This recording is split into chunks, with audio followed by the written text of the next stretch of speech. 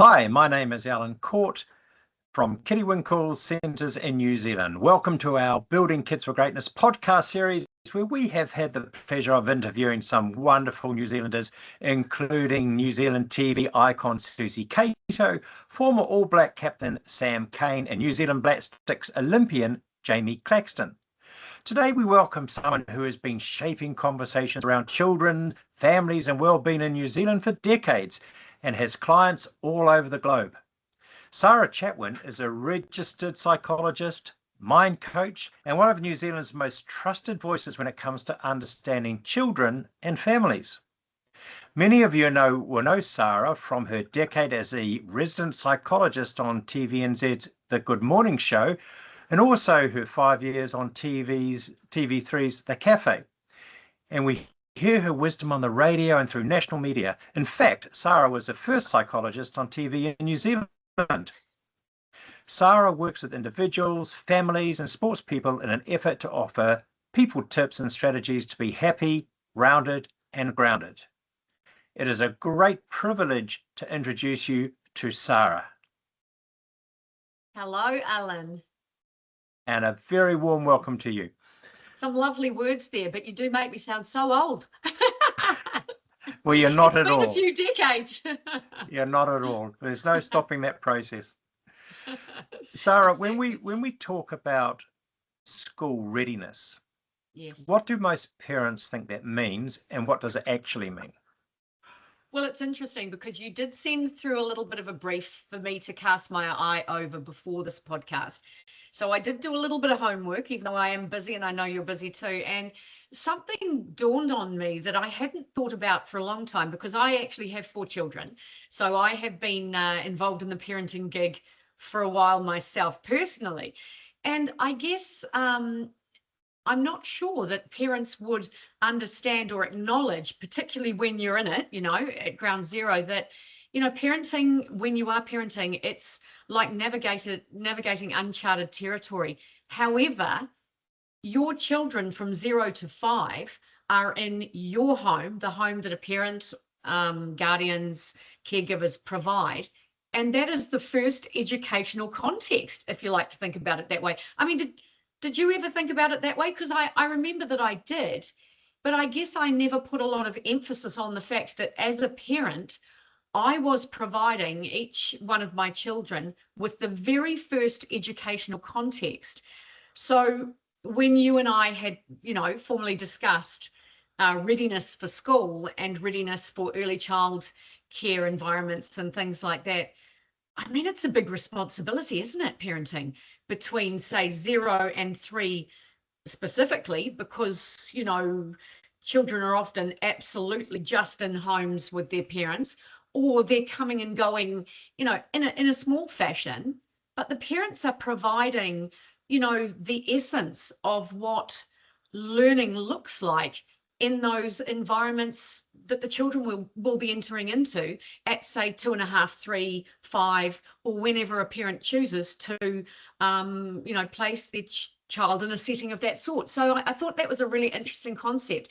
As parents, we are the architects of the destiny of our children, and we provide that very first educational context. I kind of like it. And certainly with the first child, I mean, that's one of the hard ones, because there's no real book, because every experience is different as a new parent, but it's really putting our beliefs, and I suppose we can instill a lot of our beliefs in the children, and it's hopefully those beliefs and the way of bringing up a child are the correct ways to ensure that the child is emotionally balanced.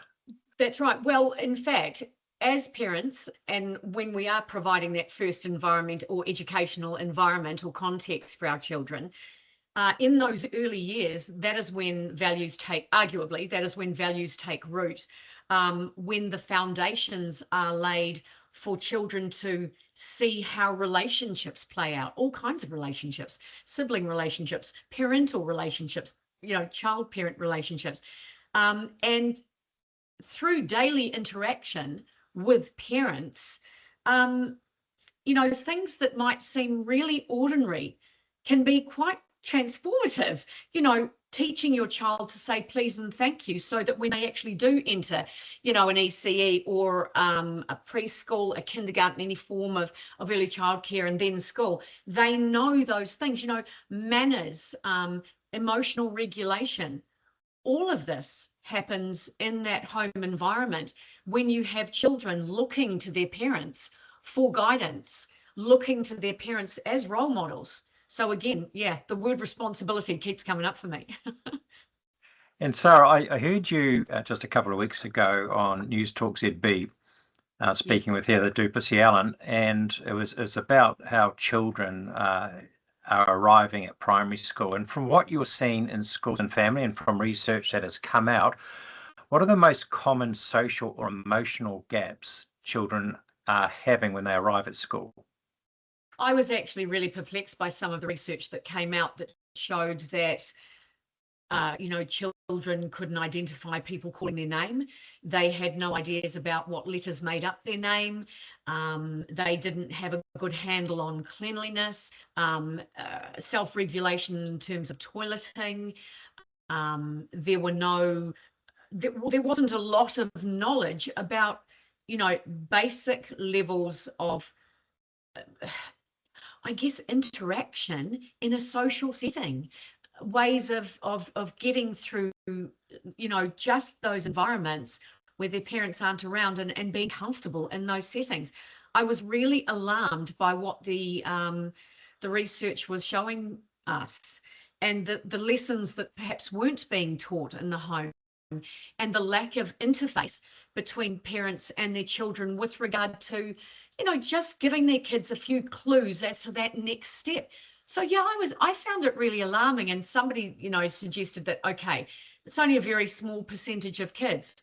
I don't really care. It's still happening, and it's still alarming. So there is a group out there, or several groups out there, for whatever reason, are actually not disseminating the information through from themselves to their kids, or giving their children the opportunity to learn such important lessons, you know, about toileting, about being comfortable in a space that isn't your home, understanding your name, understanding, you know, pretty basic social mores, and things that children need to function in a context like an ECE or a school comfortably, and not feel insecure or anxious. So I guess Now, that was troubling for me to see those statistics, and to hear about some of the examples of, you know, teachers calling a child's name and literally standing in front of a child, and the child did not recognize their name and couldn't identify even one letter in their name. So yeah, I guess I think back to my own parenting, which was not perfect by any means, and the parenting examples that I see around me, and that's, you know, that's really sad and troubling. and it's, you know, we really notice it in the early learning environment when a child may have been at home for the first 3 years and they have had no social interaction, or the only social interaction have been with family who might not have been giving them the correct or may not have been present in a lot of the communication. So there's already a gap sometimes when children arrive at early learning. And I can just see the massive gap if a child actually doesn't go through early learning and arrive straight at primary school. Well, there would be a massive gap. And, you know, you are in the industry. So far be it from me to say this isn't happening, because clearly the research is saying there are gaps. There are kids falling through these nets, and you in your industry and your co-workers and colleagues are seeing this, you know, front of house. So it is troubling, as I mentioned before. And I also think that in that 0 to 5 age group, you know, you are looking at things that are essential for kids to pick up as soon as they can. So I'm talking, and I'm a little bit of a manners, you know, I put a bit of an emphasis on manners, because I think, going back to the old adage, and it's a very old adage, you know, manners maketh the man or woman, or person. And, you know, so in that 0 to 5, the transmission of manners and skills around courtesy, around understanding other people's boundaries. Children are needing to learn about work ethic And who better to teach them about work ethic than their parents, who may or, have worked or still be working to a certain extent. So you've got manners, you've got courtesy, you've got work ethic, you've got lessons in gratitude and appreciation. I mean, we want our kids to be able to appreciate what they have in their lives and to look at the beauty of things. So gratitude and appreciation. In that 0 to 5, children, need to be learning about self-worth, decent morals. So there's a lot that a parent, just by virtue of being a good role model and a good example, just by virtue of taking a few moments consistently and reliably to pass on some information. There's a lot that parents can pass on. And I think, Ellen, you'd say it would be very helpful for parents to pass that kind of information on. And I mean, that wasn't the whole list. It's a little exhaustive, really. I mean, parents can No, teach what you've touched on is so important, and it's Yes. not something that is done in isolation. It is not something that happens at home and that's it. And then they come to early learning and they run around and cause riot. That should not happen.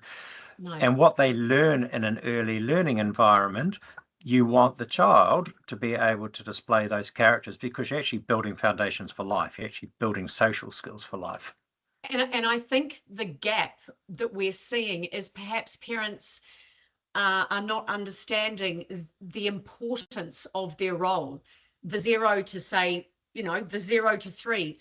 Well, there aren't a lot of people necessarily around in that child's life other than parents and family. I'm correct in that. And so as a parent, as a caregiver, you are incredibly important in terms of disseminating the information that those children need, to feel the benefit of that and to be able to move in another context, an early childhood context, a school context, with some skills that serve them so well with other people, not just their family. But I guess if parents aren't looking at that, if they perhaps are not giving of themselves and giving a little bit of time to that. And I mean, I'm not suggesting that in a 24-hour day you're giving 23 hours to it. I'm suggesting that with a nice pattern and routine and consistent messaging, you can set up 30 minutes, 2 hours, however much time you've got to pass on some of this very important information that helps people like you, Ellen, your colleagues, and then, students in the school, teachers, and everybody in those, contexts that the kids are put in, further down the track. Well, I do see it as a parent's responsibility to provide that, to actually work with their child, because the child can't do it by themselves. So, No. So they need that guidance. Why does a child's ability to manage their emotions make such a difference when it comes to learning?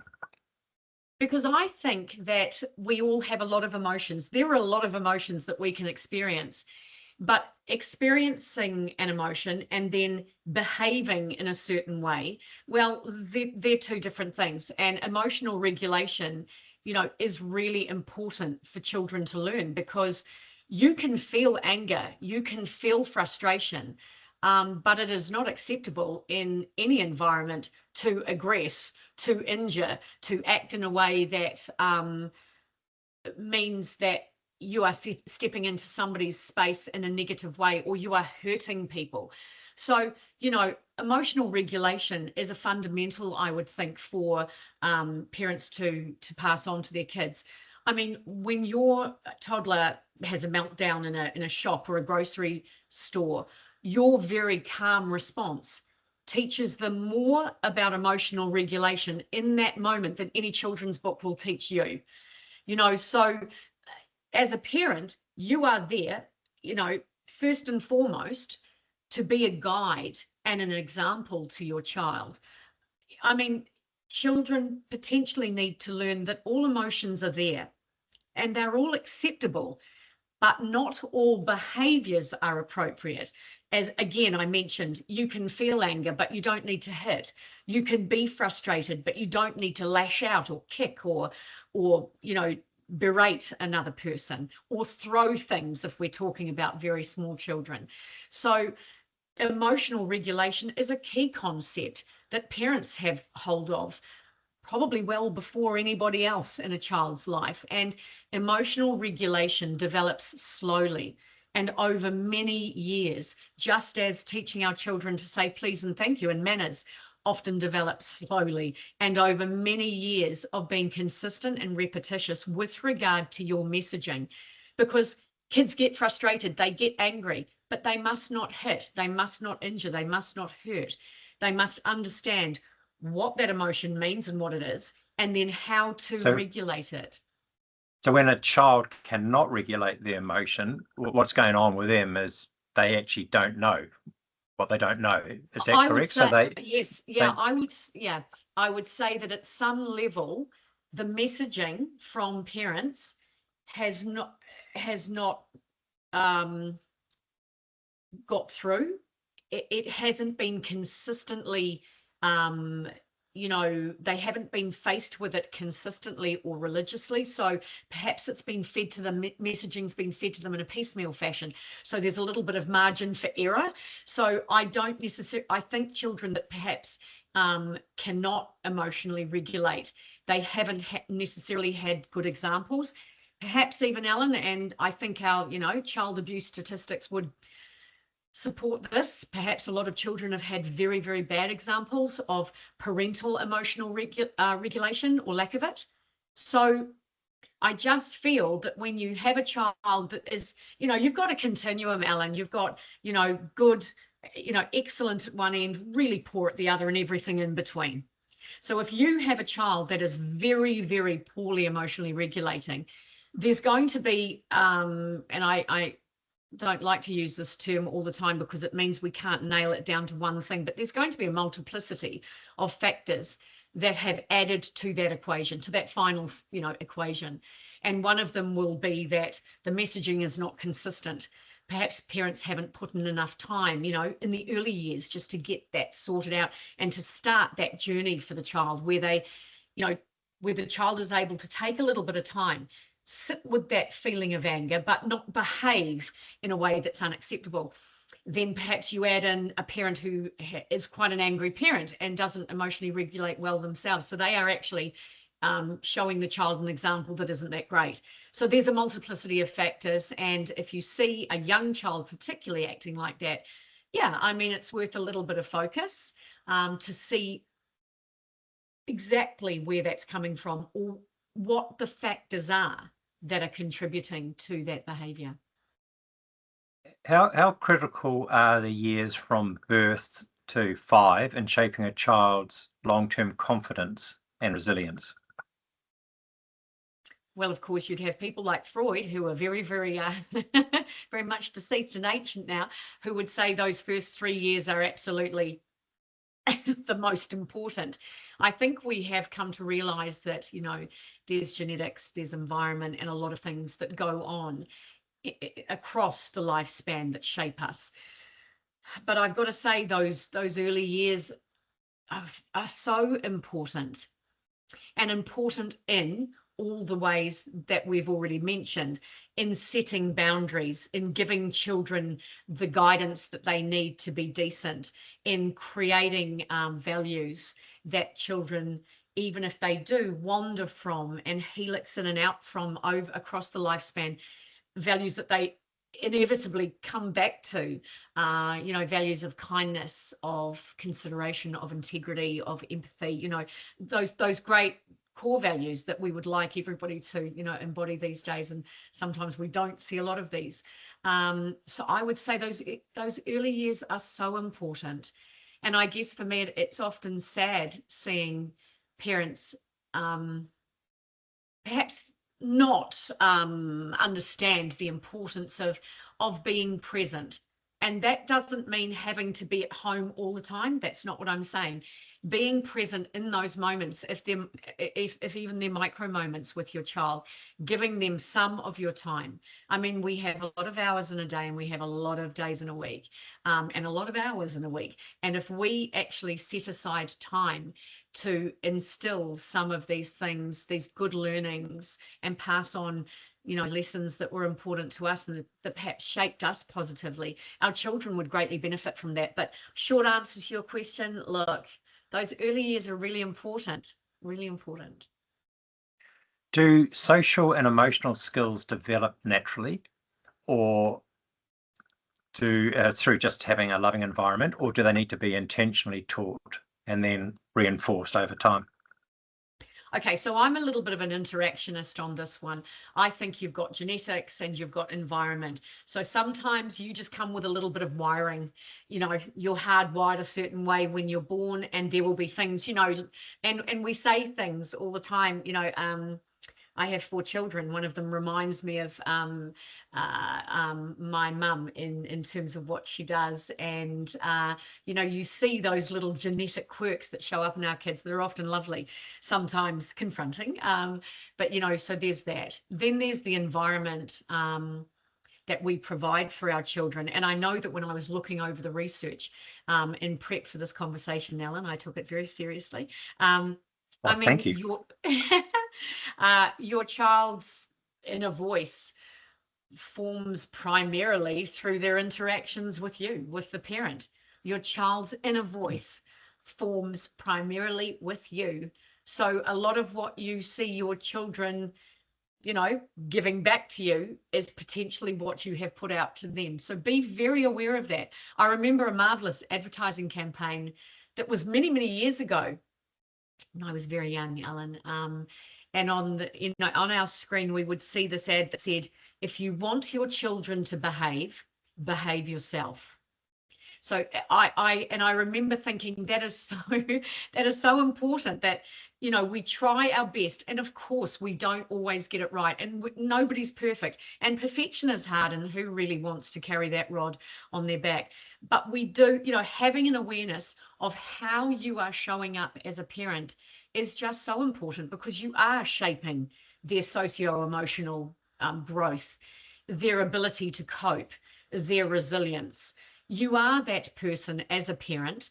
And certainly, Alan, I would go on to say that, wonderful teachers and early child carers become very important people to these children too. And, these children that come from hopefully a home where parents have invested a little bit of time and energy into teaching those skills that get them to you guys and then beyond to school. These kids are looking at all of these adults, and hopefully these, all of you in your position and teachers in their position and parents are providing the example that just lets kids know that whilst we're human and we do make mistakes, there are things that we need to know and things that we need to be kind, caring, honest, reliable, responsible. And that means when kids can embody that and learn those things from parents and early child carers and school teachers, they're just lovely people. They go on to provide a generation of kindness and care and make a few mistakes along the way. And that's okay if we can get it sorted out. But socio-emotional development comes from, in the initial stages, from the home. If there is no kindness or care, if there is abuse or domestic violence, that's what is shaping what these children are seeing, is what is shaping their behaviors, their actions, and their worldview. So yeah, it's important to remember that. I think if there can be an alignment between what happens in the family and what happens in an early learning centre, I think that's a fantastic ingredient for a good outcome. I am very, very passionate about social development. We've got a program called Climb to Confidence, where we are teaching the basic social skills for a 4-year-old, and it may be being empathic, it may be sitting on the mat for a certain period of time, playing with friends, knowing how to go to the bathroom, how to write your name, all the things that will set them up so they are ready for their first year at school. And I believe it's so important that we're actually winding it back. So there's the Climb to Confidence starts from basically babies, which is just really feeling wanted and knowing trust and everything else, and building each year. So by the time they reach primary school, they have social skills, they are set, because social skills are things that live with them for life if you get those basic foundations in place. Well, I think that, these are things that we need to live a really happy and comfortable life. If we do not have social skills, it's very hard to operate in the world and to understand people and be understood. It is also perhaps why people are anxious, because ignorance is definitely not bliss. Ignorance promotes anxiety. So when people do not know how to act or to function, or what is expected of them, or perhaps what can help them in situations, I mean, that leaves a person, a child, a young person, a teenager, in a space of unknowing and in a very uncomfortable space. So those skills are so important. It's lovely to hear that. I'll pick up on something that you said about having that nice interface between your environment, the early childhood environment, and what parents are bringing to the table. It's well worth parents doing their due diligence with regard to what facility works for them and their children, and whether the values align, because that is so neat. If you've got parents coming to your kind of a facility, having done, some of that work, and their child is in a good space, but also for the parent finding a facility that, just dovetails beautifully with their values, and then you have that growth, don't you, of what the parents have initiated here, and moving forward to the school environment. So I love that. And you mentioned some fabulous things, about making kids feel loved and wanted and seen and heard. All very basic, isn't it? Love. It's a very basic thing, but it's what So our important. values are as a centre, and what it actually does concern me. I see a lot of centres throughout New Zealand. A lot are doing a great job, but a lot, what I would say, not providing the child the best environment. And it's what I always say to our parents is that we're on this journey with you. It's not your child goes home and that's the end of it. It's a building, and it's something where they build on their learnings from day to day, and just including the whānau and everything is in their development. Is just it makes me very passionate about it. So yeah. Sounds like it, Alan. But again, coming back to that point of due diligence, because that is just an incredible situation when you have parents and child carers, schools working on the same page. It provides the child with such good coverage of all those lovely things that they need. The learning about gratitude and appreciation and empathy and tolerance of others. And so when it is essential that people look to people like you and centres that create these meaningful environments that teach such lovely values. I don't know about you, Ellen, but today, particularly with social media, I scratch my head a bit about social media and the availability of everything for children without parents, knowing too much about what's going on. I see our values taking a bit of a hit, and it's sad. And I was always very passionate about that for my children: manners, values, kindness, care, and just paying that forward, because it has that flow over to other people and other children and other families. And it's very important. And unfortunately today, I'm not so sure that, apart from your centres and probably some others in the country and some other programs that are very good, we are seeing, the erosion of really good directions, positive values, and some of the things that make humans good people. And what you say is 100% correct. And it's the life skills, and that's why it's just so important that we can do something. We can make a difference to families and their young children. So if a parent listening is thinking, okay, this sounds all very good, but my child actually struggles socially, and they obviously may not be at our centre. What would you say to reassure the parent, and what's perhaps one practical step that the parent could take to assist their child who is struggling socially? Well, I think that a parent who is picking up on that is obviously a parent that has their eye on that, which is lovely, because it's first and foremost, being present for our children, understanding their situation, talking to them about their situation. So for a parent who's going, boy, I'm a little bit concerned about my child in a social setting, and I'm feeling a little bit off about this, that's great, because you're identifying an area that perhaps needs a little more examination and needs to be popped under the microscope for a wee check, just to see that things are flowing properly. And I always say to parents, if you have a gut on something, trust your gut. You are the parent of that child. With that comes, or I like to think, would come a sense of confidence about knowing your child. I put a bit of time and energy into being there, just not saying too much, but listening to my children, hearing them and understanding where they were at. I didn't have a lot. My children are in their 20s, and I have one teenager at the moment who's just left school. So they're not at the 0 to 5 level. And of course, I wasn't competing with social media and all the rest of it. But I think if you are a parent identifying that something's going on socially or in that social context for your child, stop. I'd like to come up with something that was similar to stop, drop and roll, but I can't come up with something quickly. But it would be, stop, look and listen. Take a look at your children, listen to what they're saying, invite a conversation around, what's going on. And you can do that even with, 2 to 5s, by using those very concrete, simple, conversation segues. If the child is looking sad, you go, oh, you look a bit sad, how are you doing today? And you just give them a little bit of time to understand their situation.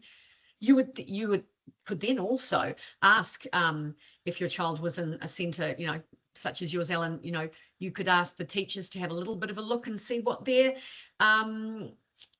view of the behavior is, so that you could get together and have a little bit of a think tank about pathways forward for a child that's struggling in that situation. What I will say is, don't leave your fears unchecked or your concerns unchecked. You do not have to stay grounded in a space of feeling insecure or uncomfortable with what's going on with your child. Ask some questions. Ellen, for a lot of people, they might find it easy to present to their GP, or, to ring a health professional just to get an idea. For a lot of people, they might, ring a line or a service, or go to a health professional such as myself, a psychologist, a counsellor, to get some advice. Asking other parents with children, in a group or at a centre, is always helpful. I always suggest to people, just as a tip, just as a suggestion, don't be alone in those fears or those concerns. Sort them out, talk to people, get the advice from people that you trust. It might be initially a family member or a GP or a health professional that you have a relationship with, but don't stay stuck in that place of unknowing or that fear or that concern. Look at it. And if you have got a gut that something is, not quite right or a little bit off for your child, as a parent, I would say trust that feeling and go with it. Do some work and just look to it. As children get older, then you can advance conversations and create those beautiful pathways where you allow the child to come to you and talk about, whatever they want to talk about, and you just listen, and then you synthesize it and put a bit of a plan together with them. I think that's very sound advice, and what you mentioned, don't do it alone. You don't need to do it alone. As I said before, we're on the journey. The parent doesn't need to walk the journey by themselves with their child. If they reach out to people like yourselves who can give them help, there's a lot of people who can actually assist them, and in so doing, assist the child in their development. Sara, I just have one more question, because I know you're extremely busy. If centres actually made social and emotional development a visible, intentional part of everyday learning, would that change how ready children are when they start school? I And would love already, that. what did I you would say? love So, that. yeah, Yeah, because at the I moment, would love that. no, the ministry has got, Ministry of Education has got something called Ko Whiti Whakapai, Yes. which is based on social development, which I think is fantastic. It is an online resource. What I'm saying, rather than online, if you actually have a visual, something that people relate to every day, do you think that would be something that would be advantageous to children and families? I do think it would be advantageous. I mean, I'm sure that a few families have, or many families have accessed the online material if they know about it. But, you know, that's a small window. We need, I would love that stuff to be more accessible to everyone, because, you know, when you make information accessible, by virtue of, you know, percentages, you will get a percentage of people that wouldn't just access it online, who are able to access that information, and that you draw attention to those kind of things, you know, emotional regulation, resilience, how people interact, boundary setting. I mean, all of that stuff, the stuff that we started this conversation with. I just think that when you put it out there, it shows people that it's something for them to look at. So it underscores or underlines the importance of that stuff.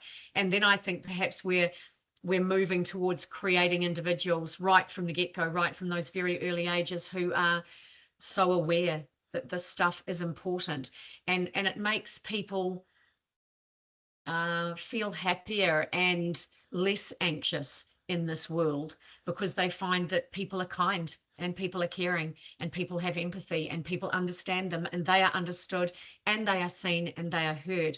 So all of that stuff, yeah, I would love that. And just by having conversations like this, Ellen, to be fair, putting this kind of information up on a podcast and having people like me or anybody else like me, psychologists, counselors, people with, you know, who are trying, as I do, to give nice, positive options and views to people.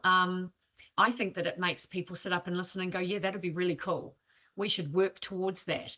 And that, you know, parents sitting at home that might see this or hear conversations or see that online material and know that they're not alone, and know that there are people out there that want a better world than this, and a great world for our children, a world where children don't feel that they have to attempt suicide or go down that track because they're so unhappy, a world where when children are on using social media, they don't feel that they need to be liked and have all these likes to feel meaningful. They have the ability to just work it through, and they have the resilience to, you know, ebb and flow. And I think it would be lovely. That's just a personal view, but I have all of this information that we have talked through in this podcast. I mean, I've got to say, I've done a lot of it with my kids, and they're quite nice people. I have 4 pretty nice human beings. And people say to me, Sarah, you need to write books. And I say, do you know what?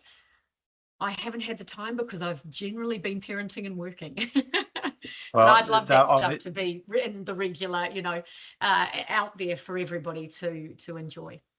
well, your children are obviously a credit to you. Sarah, you're such a font of knowledge, and as soon as I heard you on the radio, I thought I need to connect with you. So, and anyone else can connect on a professional basis with Sarah on mindcoach.co.nz. No, it's mindworks.co.nz. Oh, I beg your pardon. Well, thank you for That's all picking me up on that. I You will see, we definitely don't pick get you it up on right that. all the time. I am a mind coach. I get called that a lot in the media, but it's Mindworks, mindworks.co.nz. And yeah, I'm always happy to help out, pitch in. If I'm not working and parenting, I'm working and parenting. But I took some time out for you, Ellen, and I do seminars, and my practice is, yeah, it's a bit kind of international now, with a few clients across the ditch in America and Europe. So it's growing, and hopefully the really positive messaging is getting out there to people. But I'm always up for a chat, as my name would suggest, Sara Chatwin. Well, we're privileged to have you on the podcast. Thank you Thank so you. much. And I'd like to connect it sometime in the future again. Lovely. Thank you, Ellen, and Thank you. good luck with your projects. It sounds fabulous. Well done. Thank you.